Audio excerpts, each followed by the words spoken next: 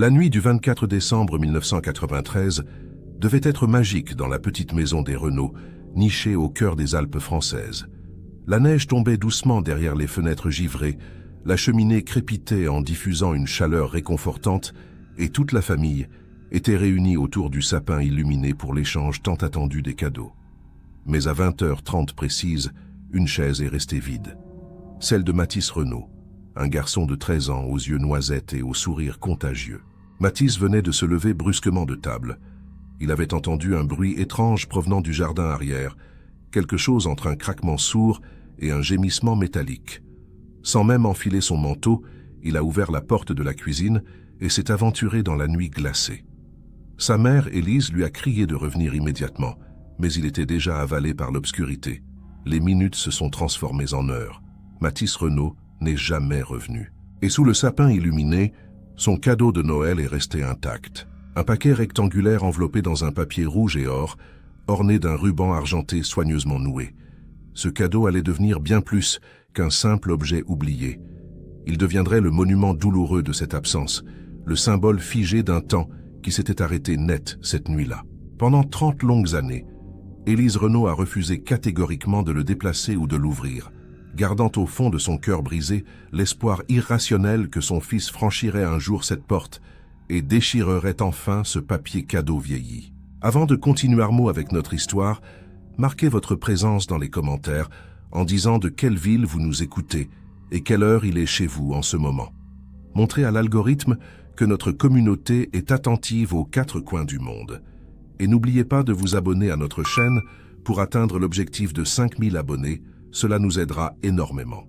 Maintenant, continuons notre histoire. Pour comprendre l'ampleur de cette tragédie, il faut revenir quelques heures en arrière, au début de cette soirée du 24 décembre 1993.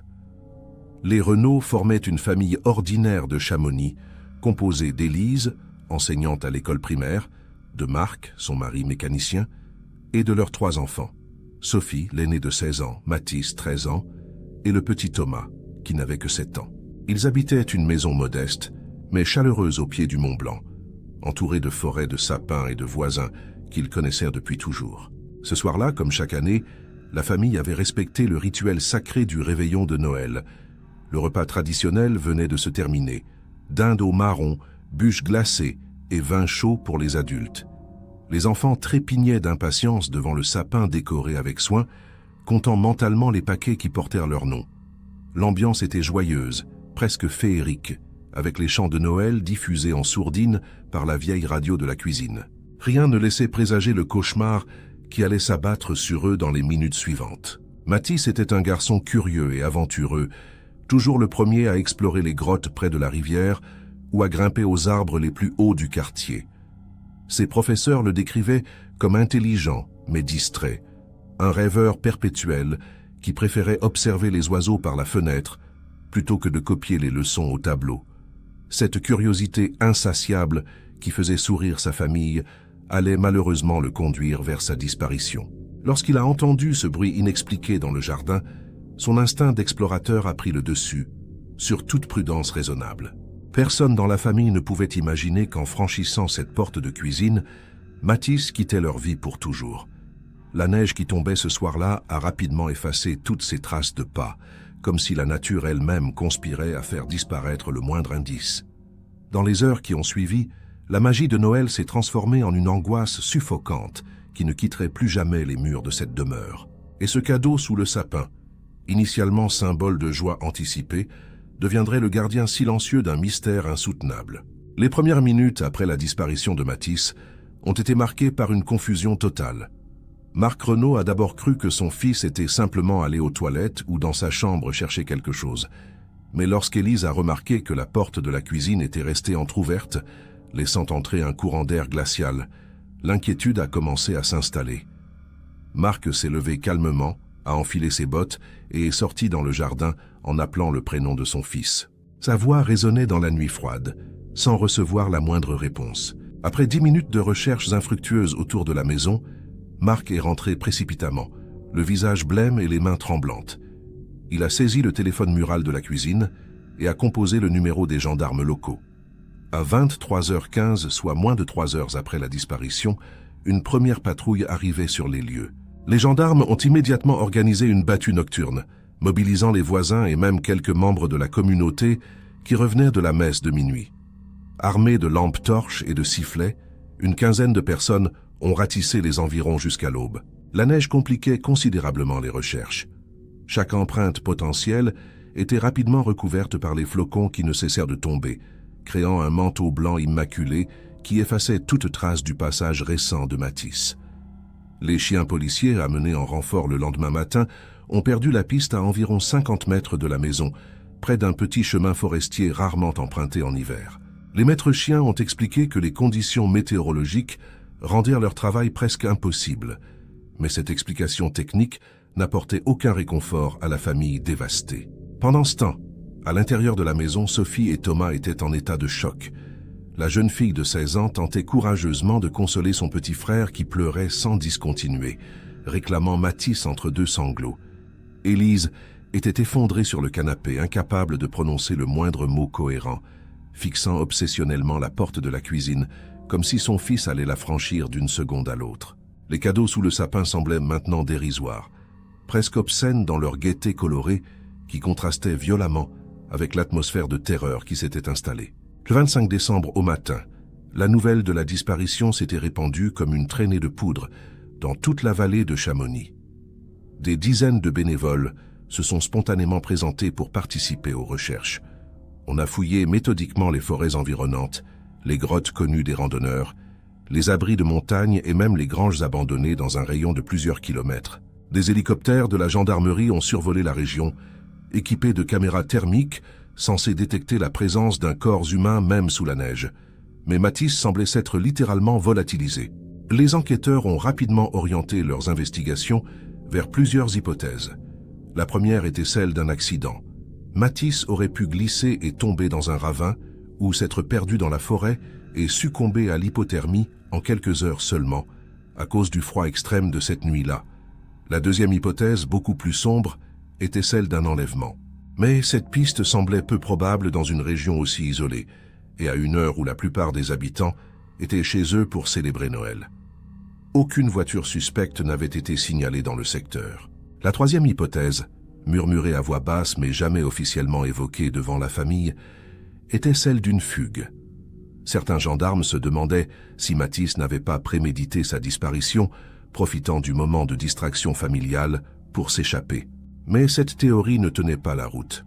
Tous les vêtements chauds de Matisse étaient encore dans sa chambre, son sac à dos était vide, et surtout, tous ceux qui connaissèrent le garçon attestaient qu'il adorait sa famille et n'avait aucune raison de fuir. C'était un enfant heureux, équilibré, sans problème particulier à l'école ou à la maison. Les jours suivants ont été un cauchemar bureaucratique pour les Renaud. Ils ont dû répondre encore et encore aux mêmes questions, revivre mentalement chaque détail de cette soirée maudite, fournir des photos récentes de Matisse pour les avis de recherche qui allaient tapisser tous les commerces de la région. Le visage souriant du garçon, immortalisé sur une photo de classe prise 3 mois plus tôt, est devenu l'image symbole de cette tragédie. On le voyait partout, sur les poteaux électriques, dans les journaux locaux, aux informations régionales télévisées. Marc a dû prendre un congé exceptionnel de son garage pour se consacrer entièrement aux recherches. Chaque matin, il partait avec d'autres bénévoles explorer de nouvelles zones, refusant d'abandonner malgré l'épuisement physique et psychologique qui le gagnait progressivement. Élise, elle, était incapable de quitter la maison. Elle restait assise des heures durant près de la fenêtre, scrutant le jardin enneigé, persuadée qu'elle verrait son fils réapparaître comme par miracle. Elle avait installé une bougie qu'elle rallumait religieusement chaque soir, un rituel qui deviendrait une habitude pendant les 30 années suivantes. Sophie a tenté courageusement de maintenir une apparence de normalité pour son petit frère Thomas. Elle l'emmenait faire des promenades, lui lisait des histoires, essayait de le distraire de l'absence déchirante de Matisse. Mais la jeune fille de 16 ans portait un fardeau beaucoup trop lourd pour ses épaules. Elle se sentait coupable de ne pas avoir retenu son frère ce soir-là, de ne pas avoir insisté pour qu'il reste à l'intérieur. Cette culpabilité irrationnelle mais dévorante la poursuivrait pendant des décennies, influençant toutes ses décisions futures et ses relations avec les autres. Les médias nationaux se sont emparés de l'affaire début janvier. Lorsqu'il est devenu évident que Matisse n'avait pas simplement fugué ou eu un accident localisé. Des journalistes sont venus à Chamonix, installant leurs caméras devant la maison familiale, sollicitant des interviews que Marc et Élise ont toujours refusées. L'attention médiatique a apporté une visibilité nationale au cas, mais aussi son lot de fausses pistes et de témoignages fantaisistes. Des dizaines de personnes affirmaient avoir vu Matisse dans différentes villes de France, obligeant les gendarmes à vérifier chaque signalement, aussi improbable soit-il. Un médium controversé s'est même présenté spontanément chez les Renault, prétendant pouvoir localiser Matisse grâce à ses visions paranormales. Dans leur désespoir, Élise était prête à tout croire, mais Marc a fermement repoussé ce charlatan qui cherchait simplement à profiter de leur douleur.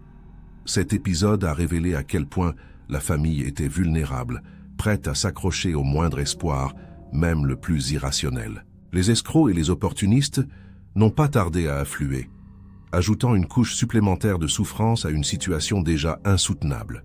3 semaines après la disparition, les recherches actives ont été officiellement suspendues.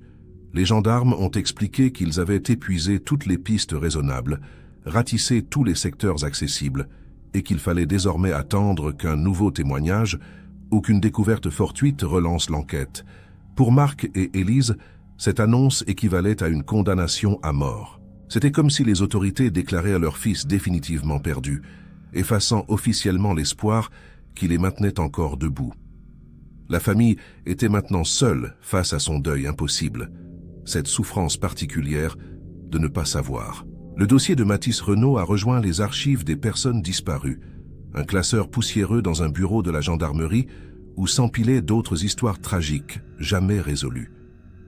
L'affaire était techniquement toujours ouverte, mais en pratique, elle était gelée en attente d'un élément nouveau qui ne viendrait peut-être jamais. Les gendarmes promettaient de reprendre l'enquête si la moindre information pertinente surgissait, mais leur ton laissait transparaître un pessimisme à peine dissimulé. Dans leur expérience, les disparitions comme celle-ci se terminaient rarement bien. La vie devait continuer, disait-on aux Renault, avec cette banalité cruelle des gens qui n'ont jamais vécu pareille tragédie. Marc a repris le travail au garage, accomplissant mécaniquement ses tâches quotidiennes comme un automate vidé de toute émotion. Sophie est retournée au lycée où elle était devenue la fille dont le frère avait disparu, étiquette qu'elle porterait comme une cicatrice invisible pendant toute sa scolarité. Thomas, trop jeune pour vraiment comprendre, posait encore régulièrement des questions sur son grand frère, demandant quand il reviendrait, arrachant à chaque fois le cœur de ses parents. Élise, elle, n'a jamais vraiment continué à vivre. Elle a démissionné de son poste d'enseignante, incapable de faire face au regard compatissant de ses collègues et à la présence d'enfants de l'âge de Matisse dans ses classes.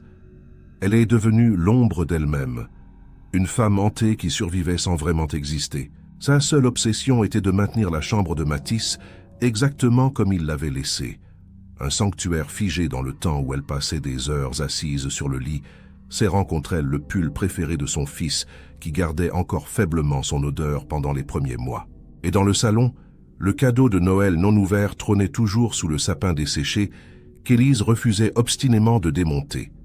Même lorsque Marc a finalement insisté pour ranger les décorations après l'épiphanie, elle a exigé que le paquet rouge et or reste exactement là où Matisse l'avait vu pour la dernière fois.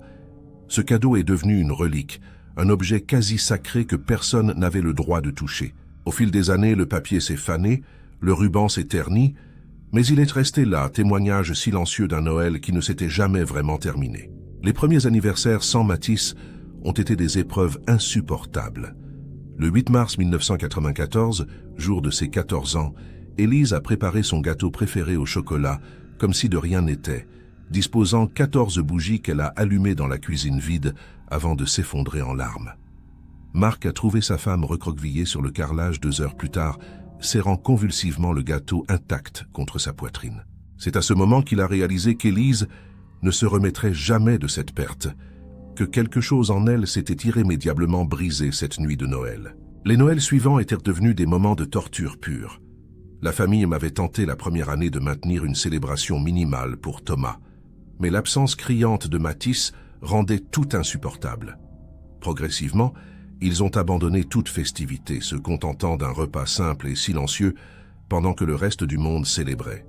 Le 24 décembre, était devenue la date maudite du calendrier, le jour anniversaire de leur destruction.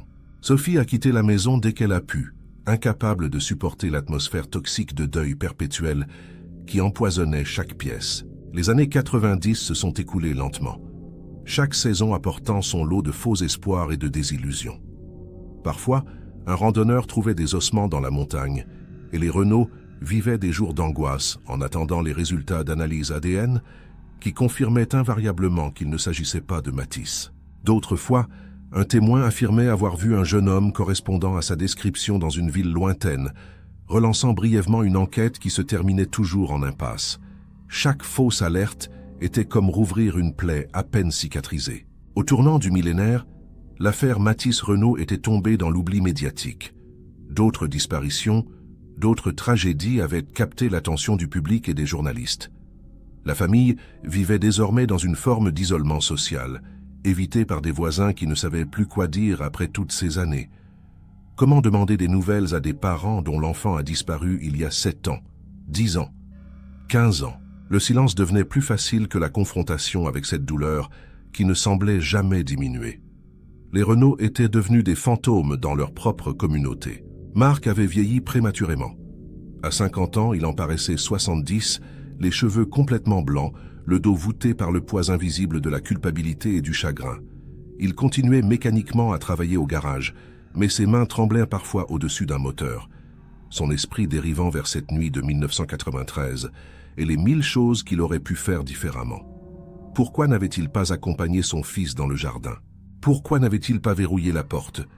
Ces questions sans réponse tournaient en boucle dans sa tête, une torture psychologique permanente. Élise, elle, avait développé ce que les psychologues appellent un deuil compliqué. Elle refusait catégoriquement d'accepter la possibilité que Matisse soit mort, s'accrochant à des scénarios de plus en plus improbables pour expliquer son absence. Peut-être avait-il perdu la mémoire et vivait-il quelque part sans se souvenir de son identité. Peut-être avait-il été kidnappé par une organisation criminelle et serait-il libéré un jour. Ces fantasmes désespérés l'aidaient à supporter l'insupportable, même si toute la famille savait qu'il relevait du déni pathologique. La chambre de Matisse était devenue un musée macabre. Élise y avait ajouté au fil des années des photos agrandies, des dessins que son fils avait faits à l'école primaire soigneusement encadrés, même ses bulletins scolaires affichés au mur comme des trophées. Elle continuait à acheter des vêtements à sa taille qu'elle rangeait dans l'armoire pour quand il reviendra. Marc regardait sa femme sombrer progressivement dans cette forme de folie douce sans savoir comment l'arrêter. Toutes les tentatives de thérapie avaient échoué. Élise refusait de parler à des étrangers de son fils disparu. Sophie avait quitté Chamonix dès l'obtention de son baccalauréat, fuyant littéralement vers Paris, où elle s'était inscrite à l'université. Elle avait coupé presque tous les ponts avec sa famille, incapable de supporter l'atmosphère morbide de la maison familiale. Elle téléphonait à son père une fois par mois, des conversations brèves et superficielles qui évitaient soigneusement le sujet de Matisse. Sophie avait construit une nouvelle vie où elle ne parlait jamais de son frère disparu, allant jusqu'à mentir à ses nouveaux amis en prétendant être fille unique. C'était sa façon de survivre. Thomas, le petit frère qui n'avait que 7 ans au moment de la disparition, avait grandi avec un trou béant dans ses souvenirs d'enfance.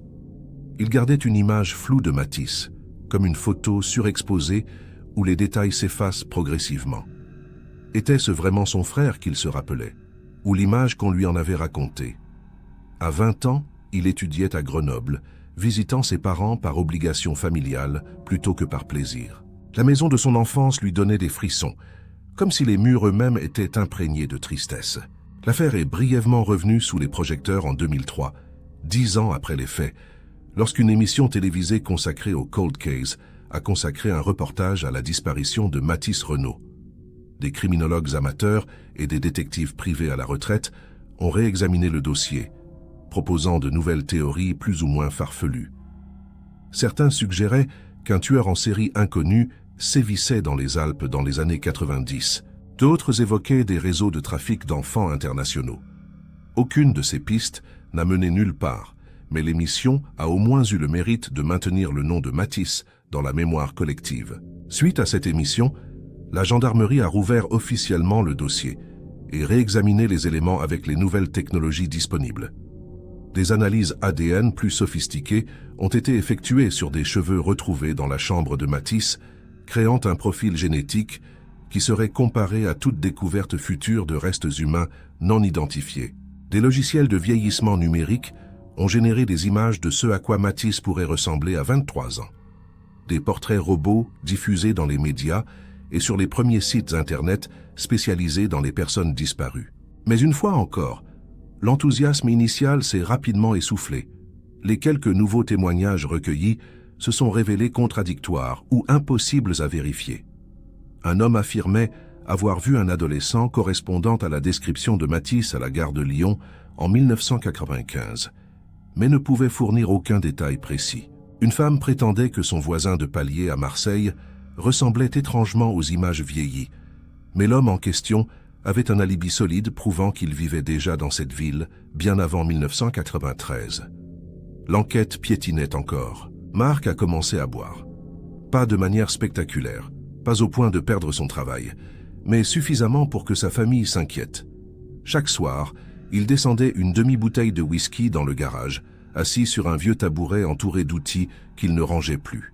C'était sa façon d'anesthésier la douleur, de créer un brouillard mental qui lui permettait de dormir quelques heures sans être assailli par les cauchemars récurrents où il voyait son fils l'appeler depuis une forêt sombre. L'alcool devenait son seul refuge contre une réalité intolérable. Élise avait développé une relation quasi mystique avec le cadeau non ouvert. Elle lui parlait parfois, murmurant à ce paquet vieillissant des messages destinés à Matisse, comme si l'objet servait de canal de communication avec son fils disparu. Elle avait créé un rituel élaboré. Chaque 24 décembre, elle nettoyait délicatement le papier cadeau avec un chiffon doux, vérifiait que le ruban tenait toujours, puis s'asseyait devant pendant des heures, parfois toute la nuit. Marc la trouvait souvent endormie là au petit matin, recroquevillée sur le tapis du salon. Les voisins avaient cessé depuis longtemps de frapper à leur porte. La maison des Renault était devenue une sorte de légende locale, un lieu maudit dont on parlait à voix basse. Les enfants du quartier racontaient des histoires effrayantes sur la femme folle qui gardait un sapin de Noël toute l'année et parlait à un cadeau hanté. Ces rumeurs cruelles parvenaient parfois aux oreilles de Marc, qui n'avait plus la force de s'en offusquer. Sa vie était devenue un enfer quotidien, coincé entre son travail qui lui permettait à peine de survivre financièrement et sa femme qui sombrait dans la folie. Sophie avait fait sa vie à Paris, s'était mariée avec un homme qu'elle n'avait jamais présenté à ses parents, avait eu un enfant qu'Élise et Marc ne connaîtraient jamais. Elle avait changé de nom de famille lors de son mariage, effaçant symboliquement son lien avec cette famille brisée. Dans les rares conversations téléphoniques avec son père, elle s'enquérait mécaniquement de sa santé, mais ne posait jamais de questions sur sa mère, sachant que les réponses seraient trop difficiles à entendre. Sophie avait choisi la fuite, l'oubli volontaire comme mécanisme de survie. Thomas, plus clément, revenait quelques fois par an à Chamonix, principalement pour soutenir son père qu'il voyait se désintégrer lentement. Mais même lui trouvait les visites de plus en plus éprouvantes. Sa mère ne le reconnaissait pas toujours, confondant parfois les années et croyant qu'il était encore un enfant. Elle lui préparait des goûters comme s'il avait 10 ans, lui parlait de personnes décédées comme si elles étaient encore vivantes. Le déclin psychologique d'Élise était devenu impossible à ignorer, mais elle refusait catégoriquement toute hospitalisation ou traitement médicamenteux. En 2010, un nouvel élément a brièvement fait renaître l'espoir. Des ossements humains ont été découverts par des spéléologues dans une grotte profonde à 15 km de Chamonix. Les analyses ont révélé qu'il s'agissait d'un adolescent de sexe masculin, décédé environ 15 à 20 ans auparavant. Les Renault ont vécu 3 semaines d'attente insoutenable pendant que les tests ADN étaient effectués. Élise oscillait entre l'espoir morbide d'enfin savoir et la terreur que ce soit effectivement son fils. Les résultats sont tombés. Ce n'était pas Matisse. L'ADN correspondait à un autre jeune disparu d'une région voisine. Cette fausse alerte a paradoxalement aggravé l'état d'Élise. Si d'autres enfants avaient disparu dans la région, cela signifiait peut-être qu'un prédateur sévissait réellement, validant ses pires craintes sur le sort de Matisse. Elle s'est mise à collectionner obsessionnellement des articles de journaux sur toutes les disparitions d'enfants en France, cherchant désespérément des connexions, des patterns qui prouveraient que son fils était victime d'un criminel organisé plutôt que d'un simple accident. Son salon s'est transformé en une sorte de salle d'enquête chaotique, les murs couverts de photos et de cartes géographiques reliées par des fils de laine rouge. Mark a finalement pris sa retraite anticipée en 2015 à 60 ans, épuisé physiquement et mentalement. Sa santé se détériorait rapidement. Hypertension chronique, début de diabète, douleurs articulaires constantes. Les médecins lui parlaient de stress chronique et de dépression non traitée, mais Mark refusait toute aide psychologique. Il considérait que sa souffrance était méritée, une forme de punition pour avoir échoué à protéger son fils. Il passait désormais ses journées à s'occuper d'Élise, qui était devenue presque totalement dépendante, incapable de gérer les tâches quotidiennes les plus basiques. Les années 2010 ont vu l'explosion des réseaux sociaux et des forums en ligne dédiés aux affaires criminelles non résolues. L'affaire Mathis Renault a trouvé une seconde vie sur Internet, où des milliers d'internautes débattaient de ce qui avait pu se passer cette nuit-là. Des théories complexes circulaient, certaines se basant sur des éléments factuels du dossier, d'autres relevant de la pure spéculation. Un podcast True Crime populaire a consacré 3 épisodes à l'affaire en 2018, interviewant d'anciens gendarmes et des habitants de Chamonix. Cette nouvelle attention médiatique numérique apportait un réconfort étrange à Mark.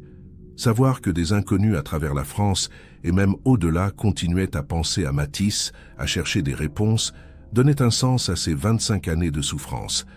Il lisait tard dans la nuit les discussions sur les forums, parfois même participant anonymement pour corriger des erreurs factuelles ou fournir des détails que seule la famille pouvait connaître. Internet était devenu son lien ténu, avec l'espoir que la vérité finirait par émerger, d'une manière ou d'une autre. Mais Élise, elle, n'avait pas suivi cette évolution technologique. Elle vivait toujours en 1993, dans un monde figé où son fils de 13 ans allait rentrer d'un moment à l'autre. Son état mental s'était tellement dégradé qu'elle ne quittait plus la maison, refusant même de sortir dans le jardin qui avait avalé Mathis. Elle passait ses journées assise près de la fenêtre du salon, le regard perdu vers le Mont Blanc enneigé, attendant un miracle qui ne viendrait jamais.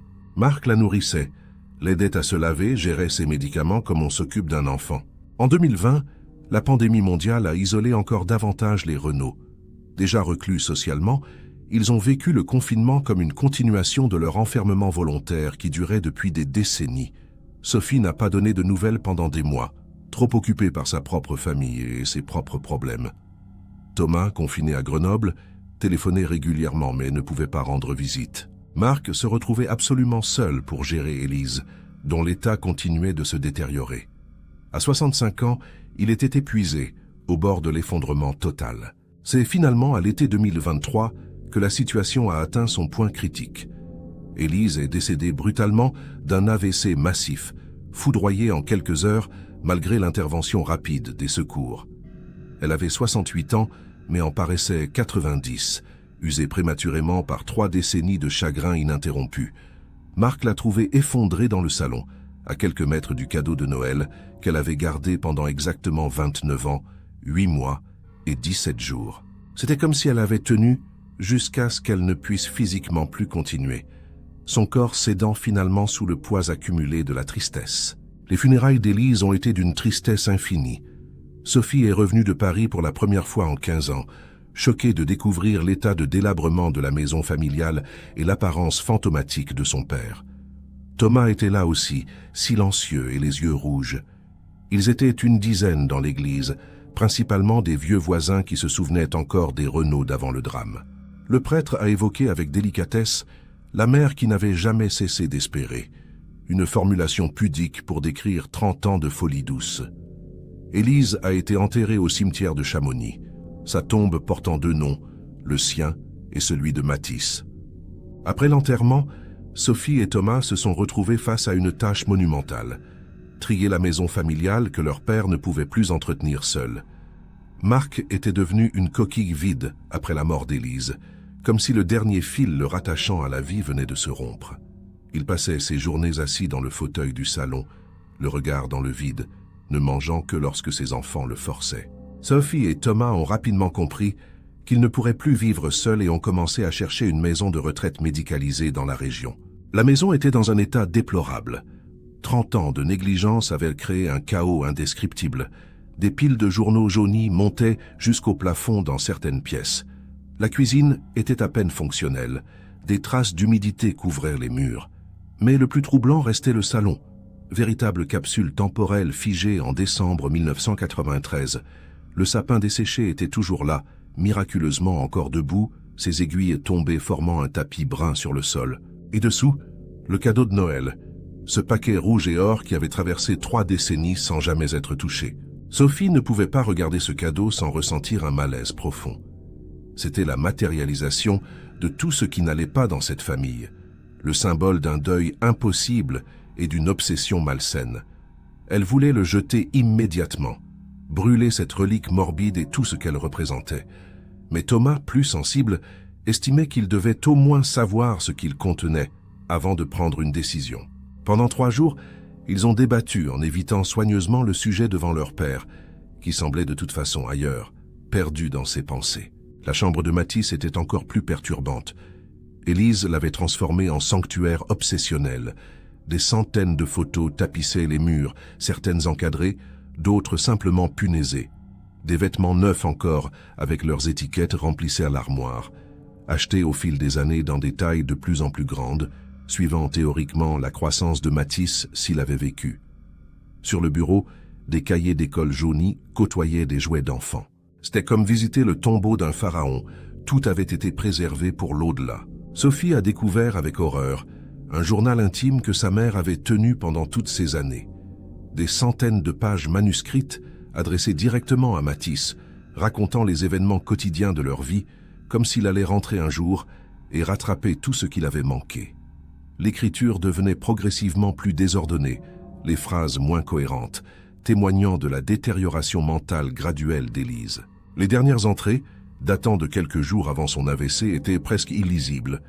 Des mots épars qui formaient à peine des phrases complètes. C'était terrifiant et déchirant à la fois. Thomas a passé des heures dans le grenier, triant des cartons poussiéreux remplis d'objets que ses parents n'avaient jamais pu se résoudre à jeter. Il a retrouvé tous les bulletins scolaires de Mathis, ses dessins d'enfants, même son premier doudou défraîchi.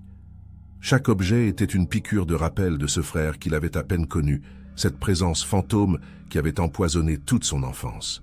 Thomas réalisait avec une clarté brutale que la disparition de Mathis n'avait pas seulement détruit ses parents, elle avait également volé sa propre enfance, le privant d'une famille fonctionnelle et aimante. Ils ont fait venir une entreprise spécialisée dans le nettoyage de maisons insalubres, des professionnels habitués aux situations extrêmes d'accumulation compulsive. Les employés, pourtant aguerris, ont été choqués par l'état des lieux. Mais c'est le cadeau sous le sapin qui les a le plus intrigués. Le chef d'équipe a demandé s'ils devaient le jeter avec le reste. Sophie et Thomas ont échangé un long regard avant de répondre qu'ils s'en occuperaient eux-mêmes. Quelque chose dans ce paquet méritait une attention particulière, un respect minimal avant sa destruction finale. Marc observait le nettoyage de sa maison avec une indifférence totale, comme si on démolissait la vie de quelqu'un d'autre. Il ne protestait pas quand des objets étaient jetés, ne demandait pas à garder quoi que ce soit. Sa seule réaction vive est survenue quand un employé a tenté de déplacer le cadeau de Noël. Marc s'est levé brusquement, criant pour la première fois depuis des semaines, exigeant qu'on ne touche pas à ce paquet. Sophie a dû le calmer, lui promettant qu'ils s'en occuperaient ensemble, en famille, quand le moment serait venu. Après une semaine de tri intensif, la maison était presque vide.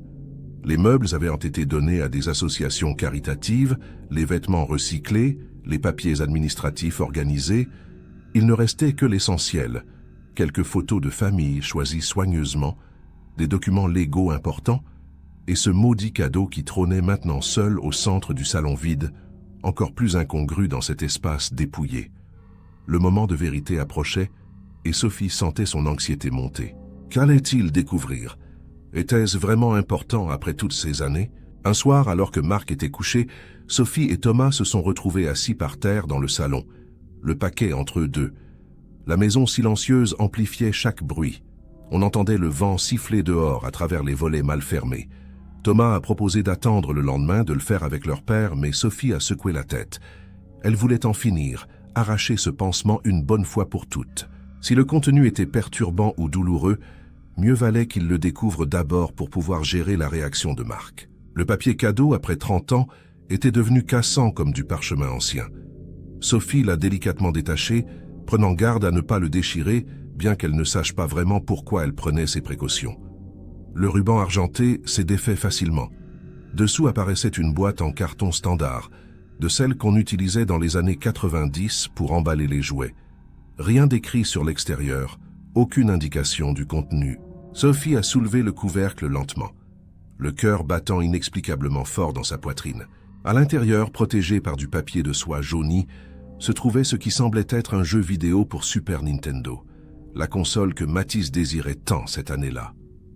Sophie se souvenait vaguement qu'il en parlait sans arrêt dans les semaines précédant Noël. Leurs parents avaient dû économiser pendant des mois pour lui offrir ce cadeau relativement coûteux à l'époque. Elle a sorti délicatement la boîte du jeu, lisant le titre sans vraiment le voir, trop submergée par l'émotion. Thomas avait les larmes aux yeux, imaginant son grand frère qui ne découvrirait jamais ce cadeau tant désiré. Mais alors que Sophie s'apprêtait à reposer la boîte du jeu, son doigt a senti quelque chose d'autre au fond du carton. Une texture différente, quelque chose qui n'aurait pas dû être là. Elle a plongé la main et en a retiré une enveloppe blanche, légèrement épaisse, scellée avec du ruban adhésif transparent. L'enveloppe était vierge, aucun nom écrit dessus. Sophie et Thomas se sont regardés, une question muette passant entre eux. Qu'est-ce que c'était? Pourquoi cette enveloppe était-elle cachée dans le cadeau de Noël de Mathis? Les mains de Sophie tremblaient légèrement, en décollant le ruban adhésif vieux de 30 ans. Elle a ouvert l'enveloppe avec précaution et en a extrait le contenu. Une liasse de photographies Polaroid. Les images étaient légèrement passées, mais encore parfaitement identifiables. Ce que Sophie a vu l'a glacé jusqu'aux os. Les photos montraient Mathis, mais pas des photos normales. C'étaient des photos prises à son insu, depuis l'extérieur de leur maison. Mathis dans sa chambre, Mathis dans le jardin, Mathis sortant de l'école. Quelqu'un l'avait surveillé, traqué, photographié secrètement. Thomas a saisi les photos des mains de sa sœur, incrédule. Il y en avait une dizaine, toutes prises visiblement dans les semaines ou jours précédant la disparition. Sur certaines, on pouvait distinguer l'arrière-plan familier de leur quartier, de leur jardin.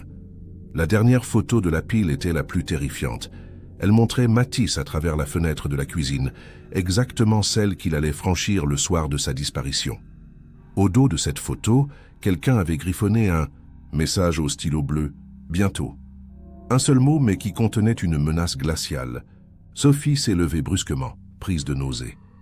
Pendant 30 ans, ils avaient cherché des réponses partout, ratissé les forêts, interrogé des centaines de personnes, examiné toutes les hypothèses possibles.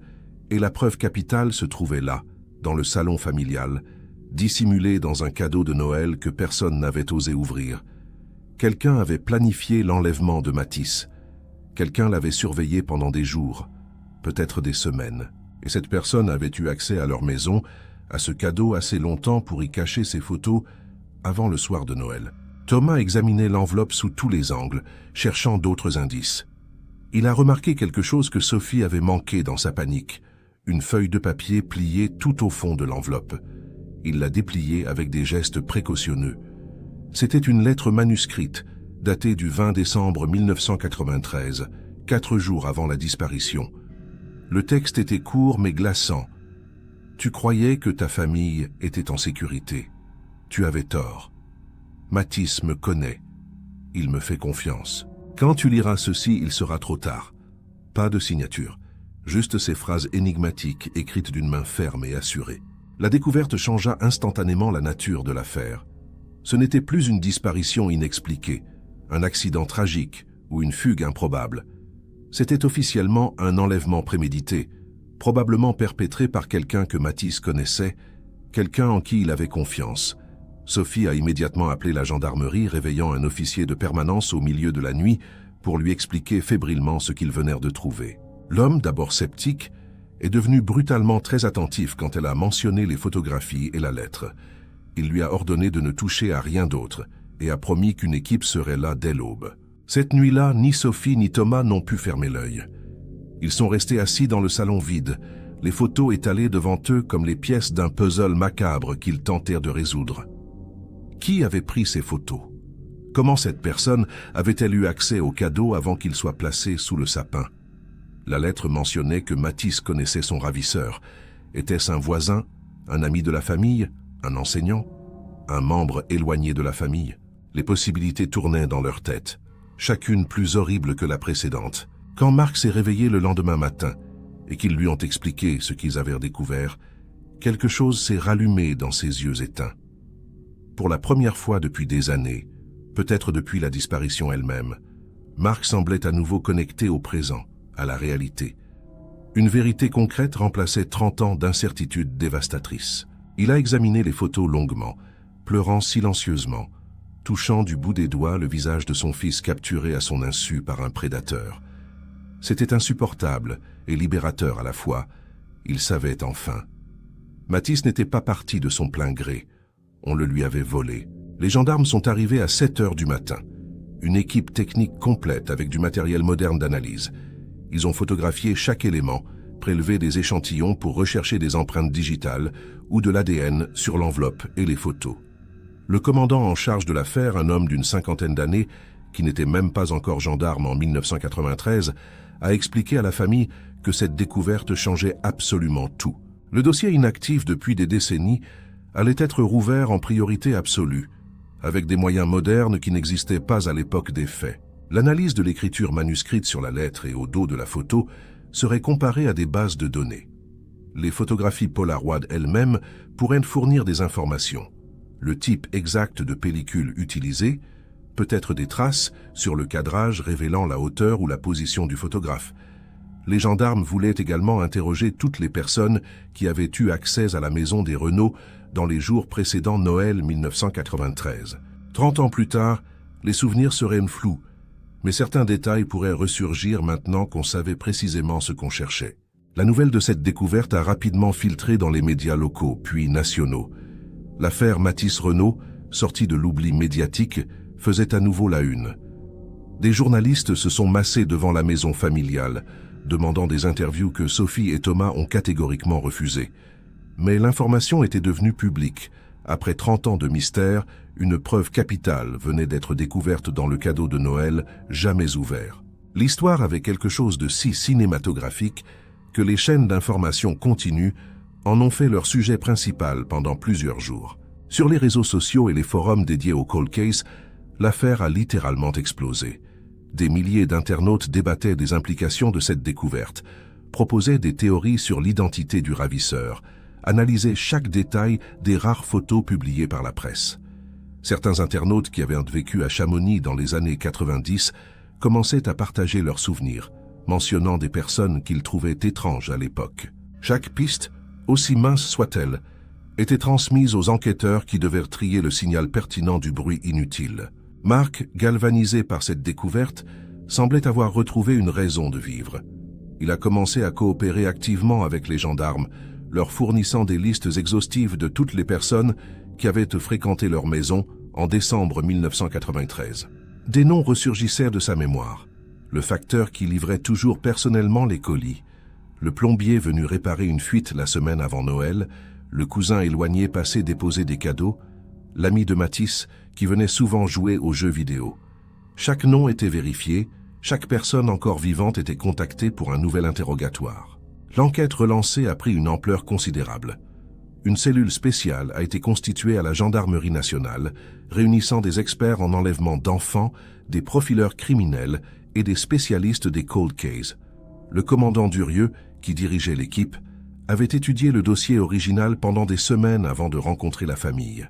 Il connaissait chaque détail par cœur, chaque témoignage collecté en 1993, chaque piste abandonnée faute de moyens ou de preuves. Cette enveloppe cachée changeait radicalement la perspective de l'enquête entière. Les analyses scientifiques ont rapidement fourni des résultats préliminaires. Les empreintes digitales relevées sur l'enveloppe et les photographies étaient multiples et superposées, rendant leur exploitation difficile. Mais les techniciens ont réussi à isoler une empreinte partielle qui ne correspondait ni à Mathis, ni à ses parents, ni à ses frères et sœurs. Cette empreinte a été comparée aux fichiers nationaux sans succès immédiat, suggérant que le suspect n'avait jamais été arrêté pour un crime nécessitant un prélèvement. Cependant, l'empreinte était désormais dans le système, prête à déclencher une alerte si elle apparaissait ailleurs. L'analyse de l'écriture manuscrite a révélé des caractéristiques intéressantes. Selon les graphologues consultés, La personne qui avait écrit la lettre était probablement un homme, éduqué, avec une formation scolaire française classique, visible dans la formation des lettres.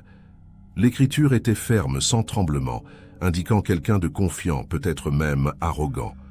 Le choix des mots révélait une certaine sophistication linguistique peu commune. Ce n'était pas un délinquant ordinaire ou un criminel d'opportunité.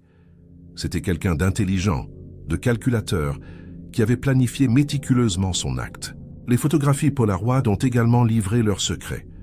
Les experts ont déterminé qu'elles avaient été prises avec un appareil Polaroid 600 précis, un modèle très populaire au début des années 90. L'analyse des angles de prise de vue a permis d'estimer que le photographe mesurait environ 1,75 m à 1,80 m. Les moments des prises de vue ont été déterminés approximativement grâce aux ombres et à la luminosité. Certaines photos avaient été prises tôt le matin, d'autres en fin d'après-midi. Cela suggérait que le suspect avait du temps libre, qu'il n'était pas contraint par des horaires de travail rigides. Marc a passé des heures avec les enquêteurs, scrutant chaque photographie pour identifier précisément quand elles avaient été prises. Sur l'une d'elles, Matisse portait un pull bleu spécifique qu'il ne mettait que le mercredi. Sur une autre, on voyait à l'arrière-plan un vélo que le voisin avait emprunté pendant exactement 3 jours mi-décembre. Ces détails permettaient de dater les photos avec une précision croissante. La surveillance avait commencé au moins 2 semaines avant la disparition et s'était intensifiée dans les derniers jours. Le prédateur observait, attendait le moment parfait pour frapper. L'accès aux cadeaux de Noël posait une question cruciale. Comment le ravisseur avait-il pu cacher l'enveloppe dans ce paquet?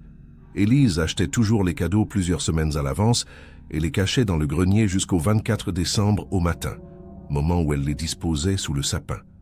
Marc se souvenait parfaitement que le cadeau de Matisse était bien scellé quand il l'avait placé sous l'arbre vers 10 heures ce matin-là. Cela signifiait que soit quelqu'un avait eu accès au grenier pendant les semaines précédentes, soit l'enveloppe avait été glissée dans le paquet après qu'il soit sous le sapin, mais avant la soirée. Sophie a soudain eu un flash de mémoire. Elle se souvenait maintenant qu'un voisin, M. Vasseur, était passé dans l'après-midi du 24 décembre, prétendument pour apporter une bouteille de vin comme cadeau de Noël. Il était resté une vingtaine de minutes à discuter avec ses parents dans la cuisine, pendant que les enfants étaient occupés ailleurs dans la maison. Aurait-il pu profiter d'un moment d'inattention pour manipuler le cadeau sous le sapin? Marc s'est immédiatement souvenu de cette visite. Vasseur était un homme célibataire d'une 40aine d'années qui habitait 3 maisons plus loin. Il était professeur de mathématiques au collège. Matisse le connaissait bien.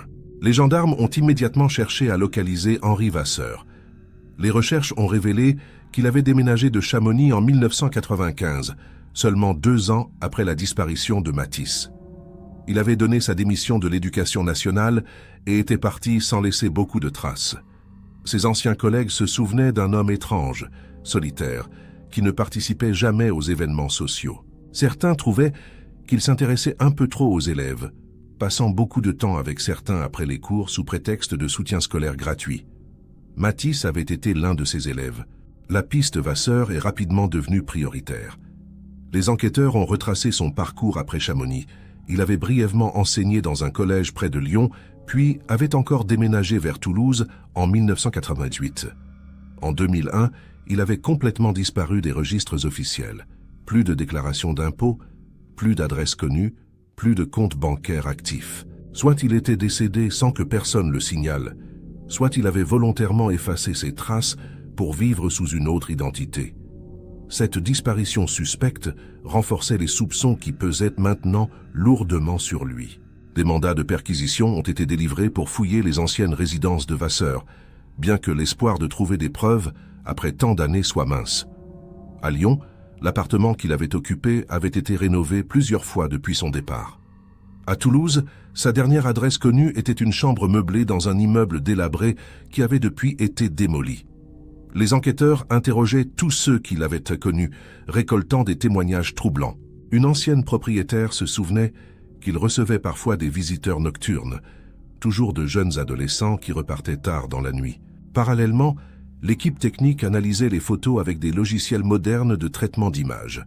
En agrandissant certains clichés et en ajustant le contraste, ils ont découvert des détails invisibles à l'œil nu.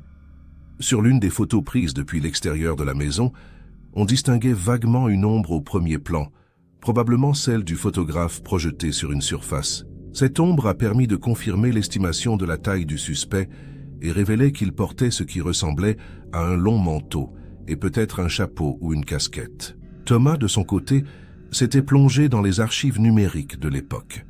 Il avait retrouvé sur d'anciens forums et sites internet des discussions datant des années 2000 où des habitants de Chamonix évoquaient la disparition de Matisse. Dans l'un de ces threads, un utilisateur anonyme avait posté en 2008 un message étrange. « Vous cherchez au mauvais endroit ». La réponse était sous vos yeux depuis le début. Ce message n'avait suscité aucune réaction à l'époque, noyé parmi des centaines d'autres spéculations. Mais rétrospectivement, il prenait une dimension sinistre. Était-ce le ravisseur lui-même qui narguait les enquêteurs? Les experts en cybercriminalité ont tenté de tracer l'origine de ce message. L'adresse IP menait à un cybercafé de Marseille qui n'existait plus depuis 2015. Impossible de savoir qui avait utilisé cet ordinateur spécifique ce jour-là. Cependant, l'analyse linguistique du message révélait des similarités troublantes avec le style de la lettre trouvée dans le cadeau. Les mêmes constructions de phrases sophistiquées, le même ton arrogant et manipulateur. Il était plausible que ce soit effectivement le ravisseur qui continuait à surveiller l'affaire, tirant peut-être une satisfaction perverse de voir la famille souffrir année après année. Marc avait maintenant un nom, un visage sur lequel projetait 30 ans de haine et de douleur. Henri Vasseur. Il se souvenait de cet homme maintenant avec une clarté brutale. Un type discret, toujours poli, que personne ne remarquait vraiment. Il s'était présenté chez eux quelques mois après leur emménagement, se présentant comme le voisin serviable prêt à aider pour n'importe quoi. Il avait même aidé Marc à réparer sa voiture une fois. Matisse l'appréciait, le considérant comme un ami adulte en qui il avait confiance. C'était exactement ce que disait la lettre. Matisse me connaît. Il me fait confiance. Sophie se souvenait maintenant d'autres détails troublants. Vasseur avait l'habitude de passer par hasard quand les enfants jouaient dehors. Il leur offrait parfois des bonbons ou des bandes dessinées. À l'époque, cela semblait juste de la gentillesse de la part d'un voisin solitaire. Rétrospectivement, c'était du grooming classique, une technique de manipulation pour gagner la confiance d'un enfant avant de l'exploiter. Sophie se sentait malade, en réalisant que pendant des mois, peut-être des années, un prédateur avait été si proche d'eux, intégré à leur vie quotidienne, attendant patiemment le moment propice.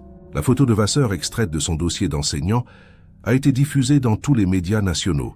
C'était un cliché datant de 1992, montrant un homme aux cheveux châtain clair, au visage ordinaire, avec des lunettes à fine monture métallique. Rien dans son apparence ne le distinguait particulièrement. Il ressemblait à n'importe quel professeur de collège français des années 90. Mais maintenant, ce visage banal était celui du principal suspect dans l'enlèvement de Matisse Renaud. Des hotlines ont été mises en place pour recueillir tout témoignage concernant cet homme. Les premiers appels ont rapidement afflué. Une femme de Nice affirmait avoir vu quelqu'un ressemblant à Vasseur dans un supermarché en 2015. Un homme de Bordeaux jurait l'avoir croisé dans un train en 2010. Chaque signalement était consciencieusement vérifié, mais la plupart se révélaient être des erreurs d'identification ou des souvenirs confus. Retrouver quelqu'un qui avait volontairement disparu 20 ans plus tôt, qui avait probablement changé d'apparence et peut-être même de pays, semblait être une tâche herculéenne. Mais les enquêteurs ne baissaient pas les bras. Un développement important est survenu quand les gendarmes ont contacté l'ancien directeur du collège où Vasseur enseignait à Chamonix. L'homme, aujourd'hui retraité et vivant en Bretagne, a révélé une information qu'il n'avait jamais jugée pertinente à l'époque. En 1994, lors du rangement des affaires de Vasseur après son départ précipité, ils avaient trouvé dans son bureau un album photo abandonné.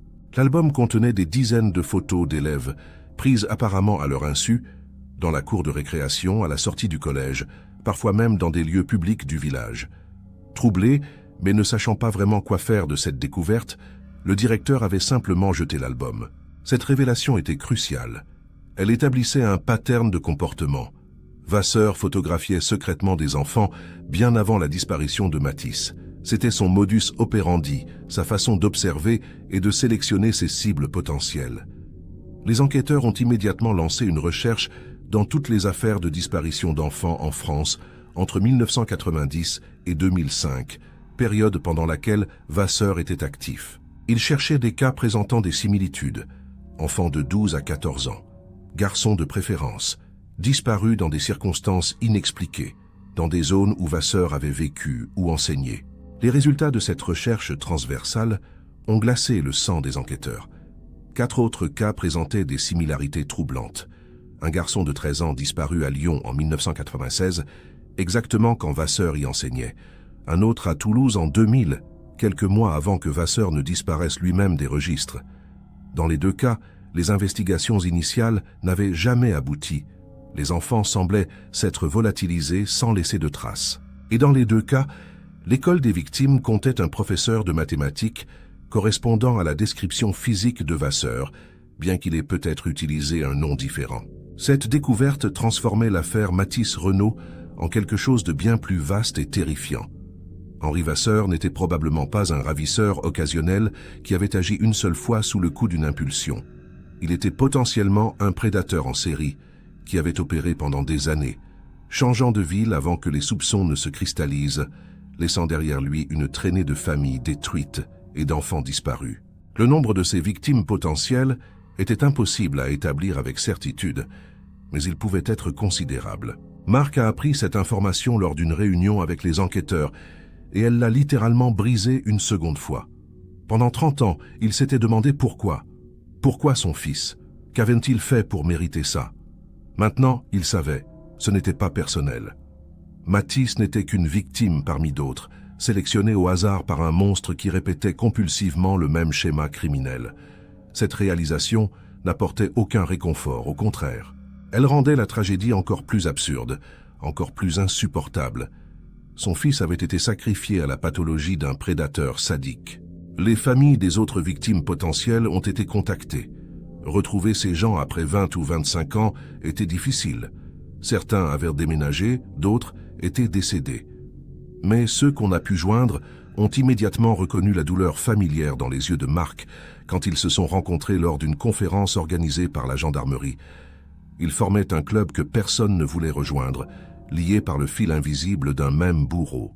Ensemble, ils ont décidé de faire pression sur les autorités pour que les moyens alloués à la recherche de Vasseur soient maximisés. Sophie s'est mise à enquêter de son côté, obsessionnellement. Elle passait ses nuits sur Internet, parcourant des forums, des bases de données publiques, des articles de presse locaux des années 90 et 2000. Elle cherchait n'importe quel indice, n'importe quelle mention d'un professeur de mathématiques suspect dans une petite ville française. Elle a créé un groupe Facebook dédié à la recherche de Vasseur, qui a rapidement rassemblé des milliers de membres partageant informations et théories. Certaines pistes étaient farfelues, mais d'autres méritèrent d'être explorées. C'est grâce à ce groupe qu'une connexion inattendue a émergé. Une femme de Perpignan a posté un message affirmant que son oncle, décédé en 2018, avait été professeur de mathématiques et correspondait vaguement à la description de Vasseur. Elle a partagé une photo de famille datant de 2010, montrant cet oncle lors d'un mariage. Sophie a immédiatement transmis l'image aux gendarmes. Les experts en reconnaissance faciale ont comparé cette photo avec celle de Vasseur datant de 1992. Malgré 18 ans d'écart, malgré le vieillissement et un probable changement volontaire d'apparence, le logiciel a établi une correspondance à 87%. C'était lui. L'homme s'était fait appeler Bernard Monteil depuis au moins 2005. Il avait vécu discrètement à Perpignan, enseignant dans le privé, évitant toute exposition publique.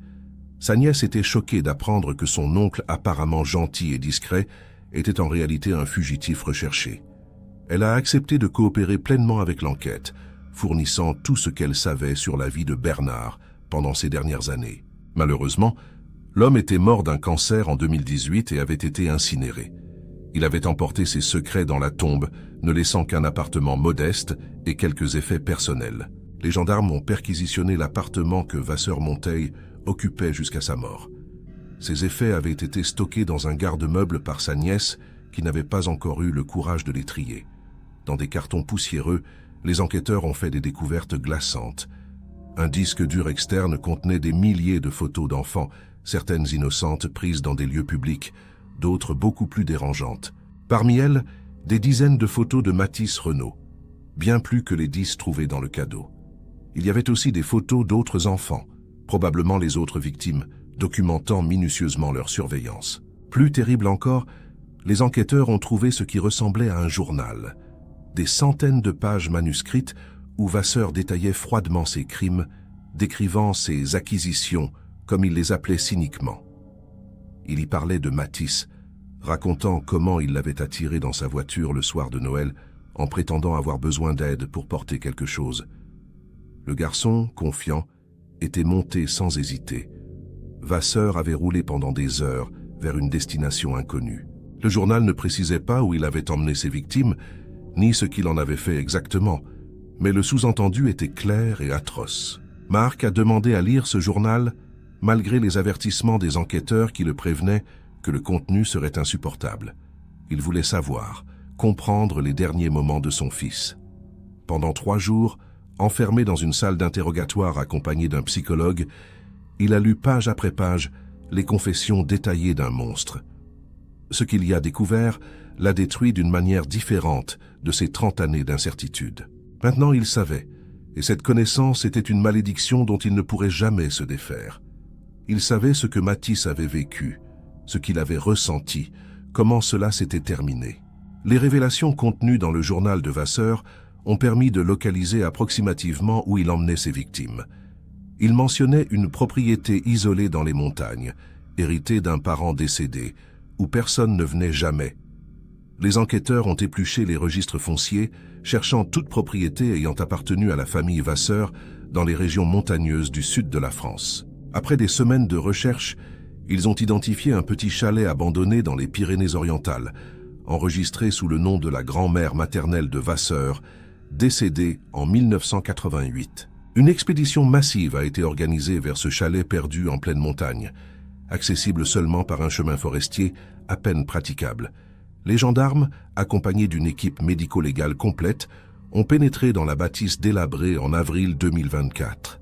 Ce qu'ils ont découvert à l'intérieur était une scène d'horreur digne d'un film cauchemardesque. La cave avait été aménagée en une sorte de cellule, avec des chaînes fixées au mur, un matelas souillé, des traces de vie humaine prolongées dans des conditions abominables. Sur une étagère, méticuleusement rangée dans des boîtes étiquetées, se trouvaient des souvenirs de chaque victime. Dans la boîte portant le nom JM 1993, les enquêteurs ont trouvé le portefeuille de Matisse, son bracelet en cuir qu'il ne quittait jamais, et une mèche de ses cheveux châtains. Il y avait aussi des photos supplémentaires et, plus déchirant encore, une cassette audio. Sur cette cassette, enregistrée apparemment plusieurs semaines après l'enlèvement, on entendait la voix de Matisse suppliant qu'on le laisse rentrer chez lui, promettant qu'il ne dirait rien à personne. L'écoute de cet enregistrement a nécessité la présence de psychologues pour toute l'équipe tant elle était traumatisante. Mais la découverte la plus importante et la plus terrible a été faite dans le jardin derrière le chalet. Le sol montrait des irrégularités suspectes, des zones où la végétation poussait différemment. Les chiens spécialisés dans la détection de restes humains ont immédiatement signalé plusieurs points d'intérêt. Les fouilles archéologiques minutieuses qui ont suivi ont révélé 7 sépultures peu profondes. 7 corps d'adolescents enterrés là au fil des années, cachés dans cette montagne isolée où personne ne pensait jamais à chercher. Matisse Renaud était parmi eux, identifié formellement grâce à des tests ADN comparés aux échantillons de Marc et Sophie. Marc était présent le jour où les restes de son fils ont été exhumés. Il avait insisté pour être là malgré les protestations des autorités qui estimaient que ce serait trop traumatisant. Mais Marc affirmait qu'après 30 ans d'absence, il devait être présent pour ramener son fils à la maison. Il est resté à l'écart derrière le périmètre de sécurité, regardant les techniciens travailler avec une précision chirurgicale. Quand l'un d'eux a finalement levé la tête et hoché solennellement, confirmant l'identification préliminaire, Marc s'est effondré à genoux dans la neige, pleurant pour la première fois depuis des décennies, avec une intensité qui semblait vider son âme. Les 6 autres victimes ont également été identifiées.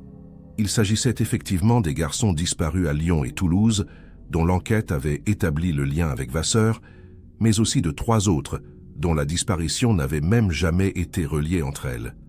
Un garçon de Perpignan disparu en 2003, un autre d'un village près d'Andorre en 2006 et un dernier de 2010. Vasseur avait continué à tuer pendant presque 20 ans, jusqu'à ce que son cancer ne le rende physiquement incapable de continuer. Cette famille allait enfin pouvoir enterrer leurs enfants et commencer, peut-être, un semblant de processus de deuil. Les funérailles de Mathis Renaud ont eu lieu en mai 2024, exactement 30 ans, 5 mois et un jour après sa disparition.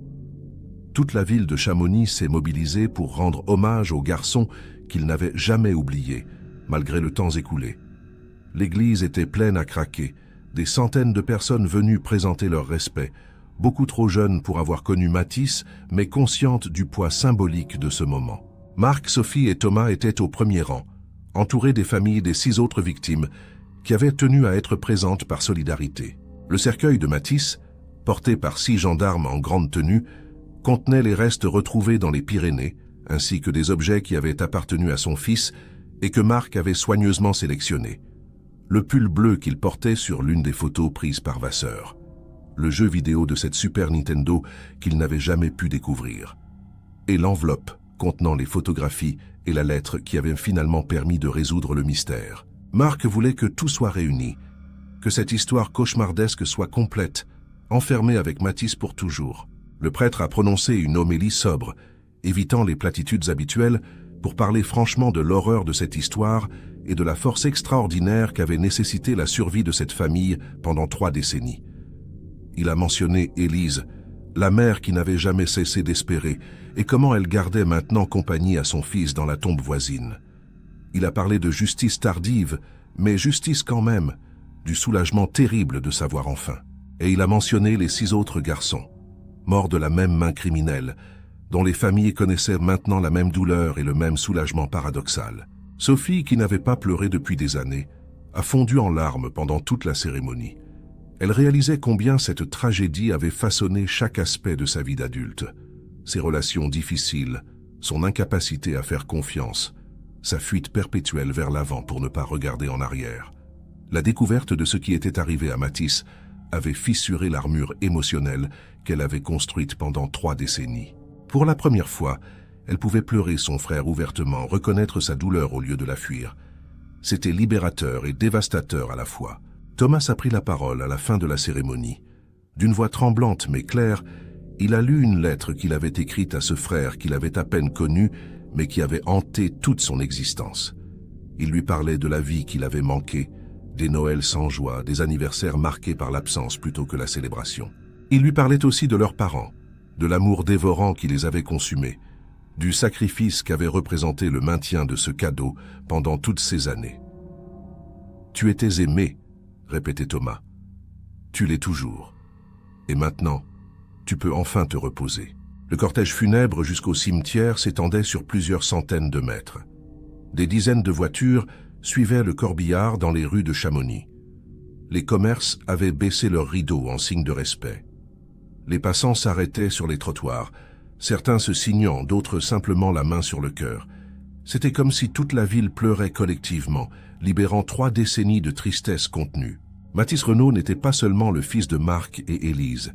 Il était devenu un symbole, l'incarnation de tous les enfants perdus. Au cimetière, la tombe avait été préparée juste à côté de celle d'Élise. Marc avait insisté sur ce détail. Mère et fils seraient enfin réunis. Sur la pierre tombale en granit noir, l'inscription était simple. Mathis Renaud, 1980-1993. Fils, frère, ami. Parti trop tôt, jamais oublié. En dessous, Marc avait fait graver une phrase qu'Élise répétait souvent pendant ses années d'attente. « Ton cadeau de Noël t'attendait ». C'était déchirant et approprié, résumant en quelques mots l'essence de cette tragédie incompréhensible. Après l'inhumation, une réception sobre a été organisée dans une salle communale.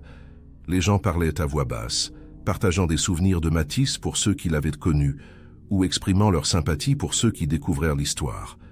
Marc était épuisé, mais étrangement en paix. Pour la première fois depuis le 24 décembre 1993, il savait où était son fils. Ce n'était pas la fin qu'il avait espérée pendant toutes ces années, mais c'était une fin quand même. Le supplice de l'incertitude était terminé. Il pouvait commencer à faire son deuil pour de bon. Les médias avaient massivement couvert l'affaire depuis la découverte des restes. L'histoire du cadeau de Noël non ouvert avait captivé l'attention internationale, devenant un symbole viral de l'amour parental et de la douleur inimaginable de l'absence. Des documentaires étaient déjà en préparation, des livres en cours d'écriture. Certains critiquaient cette exploitation médiatique, mais Marc avait accepté quelques interviews choisies. Il voulait que l'histoire de Matisse serve d'avertissement, que les parents comprennent que les prédateurs peuvent se cacher n'importe où, parfois juste à côté, sous l'apparence du voisin serviable ou du professeur apprécié. Le procès de Henri Vasseur n'aurait jamais lieu puisqu'il était mort en 2018, mais une procédure légale spéciale a été initiée pour établir officiellement sa culpabilité posthume. Les preuves étaient accablantes. Le journal détaillé de ses crimes, l'ADN des victimes dans son chalet, les objets personnels conservés comme trophées. Le juge a prononcé un verdict symbolique reconnaissant Vasseur coupable de 7 meurtres avec préméditation, enlèvement de mineurs et séquestration. Ce verdict, bien qu'il n'ait aucune conséquence pratique sur un homme mort, apportait une reconnaissance officielle et une forme de justice aux familles. Sophie a fait une découverte troublante en triant les derniers cartons de la maison familiale avant sa vente définitive. Elle a trouvé un autre journal, celui de sa mère cette fois, caché tout au fond d'un tiroir. Dans les dernières pages, datant de quelques semaines avant son AVC, Élise avait écrit des passages presque prophétiques. Elle mentionnait avoir rêvé que la vérité se trouvait dans le cadeau, qu'elle savait que Matisse voulait qu'elle ouvre ce paquet, mais qu'elle n'en avait jamais eu le courage. C'était comme si, inconsciemment, elle avait toujours senti que les réponses étaient là, sous le sapin, attendant d'être découvertes. Marc a décidé de quitter Chamonix. La maison a été vendue à une jeune famille qui ignorait son histoire tragique. Marc s'est installé dans un petit appartement à Grenoble, près de Thomas, qui pouvait maintenant veiller sur son père vieillissant. L'appartement était lumineux et moderne, sans aucun objet rappelant le passé à l'exception d'une seule photo encadrée de Matisse, prise quelques mois avant sa disparition, où il souriait à l'appareil avec cette insouciance propre à l'enfance. C'était l'image que Marc voulait garder, pas le cauchemar des 30 années suivantes. Sophie a commencé une thérapie intensive pour traiter les traumatismes accumulés. Elle avait finalement accepté que fuir n'était pas la solution, que la douleur devait être affrontée et traitée. Elle a rétabli le contact avec son père et son frère, reconstruisant lentement les liens familiaux qu'elle avait coupés. Pour la première fois, elle a parlé à son propre enfant de l'oncle qu'il n'avait jamais connu, transmettant l'histoire de Matisse d'une manière adaptée mais honnête. La mémoire ne devait pas être effacée, elle devait être intégrée et acceptée. Thomas a créé une fondation en mémoire de Matisse et des 6 autres victimes de Vasseur.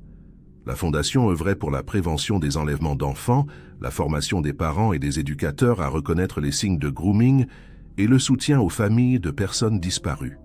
Le premier projet de la fondation a été de financer une base de données nationale améliorée pour croiser plus efficacement les informations sur les disparitions suspectes d'enfants. Si un tel outil avait existé dans les années 90, peut-être que le pattern de Vasseur aurait été identifié plus tôt, sauvant peut-être certaines vies. Un an après les funérailles, en mai 2025, la famille Renaud s'est retrouvée au cimetière pour commémorer l'anniversaire. Ils étaient juste 3 maintenant, Marc, Sophie et Thomas. Ils ont apporté des fleurs fraîches, ont nettoyé les tombes d'Élise et Matisse. Marc a parlé doucement à son fils, lui racontant les événements de l'année écoulée, maintenant cette connexion qu'il avait entretenue pendant 3 décennies, mais son ton était différent. Ce n'était plus l'espoir désespéré d'autrefois, mais plutôt une paix résignée. Il disait au revoir chaque fois maintenant, au lieu de dire « à bientôt ». L'affaire a inspiré des changements législatifs en France. Une nouvelle loi, informellement appelée loi Matisse, a renforcé les vérifications d'antécédents pour toute personne travaillant régulièrement avec des enfants. Elle a également créé une cellule nationale spécialisée dans les cold cases, impliquant des mineurs disparus, avec des moyens dédiés pour réexaminer périodiquement les dossiers non résolus avec les nouvelles technologies disponibles. C'était une maigre consolation, mais au moins quelque chose de positif émergeait de cette tragédie. Marc a commencé à écrire ses mémoires, pas pour la publication mais pour lui-même. Il voulait documenter ses 30 années d'attente, capturer la texture spécifique de cette douleur unique qu'est de ne pas savoir. Il écrivait pour exorciser les démons, pour comprendre comment il avait survécu à l'insurvivable. Parfois Thomas le trouvait pleurant devant son ordinateur, les doigts immobiles sur le clavier, incapable de continuer. Mais il persistait page après page, reconstruisant méticuleusement l'histoire de Matisse depuis sa naissance joyeuse jusqu'à sa fin tragique. Les objets personnels de Vasseur qui n'étaient pas nécessaires comme preuve ont été détruits. Sa nièce, humiliée et traumatisée de découvrir qui était vraiment son oncle, a changé de nom légalement et déménagé dans une autre région. Le chalet dans les Pyrénées a été rasé par les autorités, le terrain rendu à la nature. Un petit mémorial discret a été érigé à sa place, 7 arbres plantés en cercle, un pour chaque victime. Aucune plaque nominative, juste ces arbres silencieux témoignant que quelque chose de terrible s'était passé là. L'histoire de Mathis Renaud et de son cadeau de Noël non ouvert est devenue une légende urbaine moderne, racontée et re-racontée sur Internet et dans les médias. Mais pour Marc, Sophie et Thomas, ce n'était pas une histoire. C'était leur vie, 3 décennies volées par un monstre qui n'aurait jamais dû croiser leur chemin. Le 24 décembre restera toujours pour eux une date maudite, mais ils ont appris progressivement à y intégrer aussi un sens de résolution et de mémoire plutôt que seulement de la douleur pure. Marc a vécu suffisamment longtemps pour voir la fondation créée par Thomas aider des dizaines de familles confrontées à la disparition d'un enfant. Il a vu comment l'histoire de Mathis sensibilisait le public aux dangers discrets qui peuvent menacer les enfants. 2 ans après les funérailles, à 73 ans, Marc est décédé paisiblement dans son sommeil. Sur son testament, il avait spécifié vouloir être enterré entre Élise et Mathis. La famille était enfin complètement réunie dans la mort. Cette réunion impossible qui avait été refusée dans la vie. Sophie continue son travail de deuil et de guérison. Elle s'est réconciliée avec son passé, cessant de fuir les souvenirs pour les intégrer à son identité. Elle visite régulièrement la tombe familiale, amenant son propre enfant qui grandit en connaissant l'histoire de son oncle Mathis. La transmission de cette mémoire est devenue importante pour elle, une façon de s'assurer que son frère ne sera jamais vraiment oublié, que sa courte vie aura eu un sens au-delà de la tragédie de sa mort. Thomas dirige toujours la fondation avec passion et dévouement. Chaque enfant retrouvé grâce aux protocoles améliorés que la fondation a contribué à mettre en place donne un sens supplémentaire à la perte de Mathis. Il sait que son frère n'est pas mort en vain si sa tragédie a pu empêcher d'autres familles de vivre le même cauchemar. C'est une maigre consolation face à l'énormité de la perte, mais c'est quelque chose à quoi se raccrocher dans les moments les plus sombres. Le cadeau de Noël lui-même, après avoir été examiné minutieusement comme pièce à conviction, a finalement été enterré avec Mathis. Il semblait approprié qu'il l'accompagne, cet objet qui avait porté pendant 30 ans le poids de tous leurs espoirs et qui avait finalement livré la vérité terrible qu'il contenait. La boucle était bouclée. Le cadeau avait rempli son rôle ultime, pas comme source de joie d'un matin de Noël, mais comme clé ouvrant enfin la porte d'un mystère insoutenable.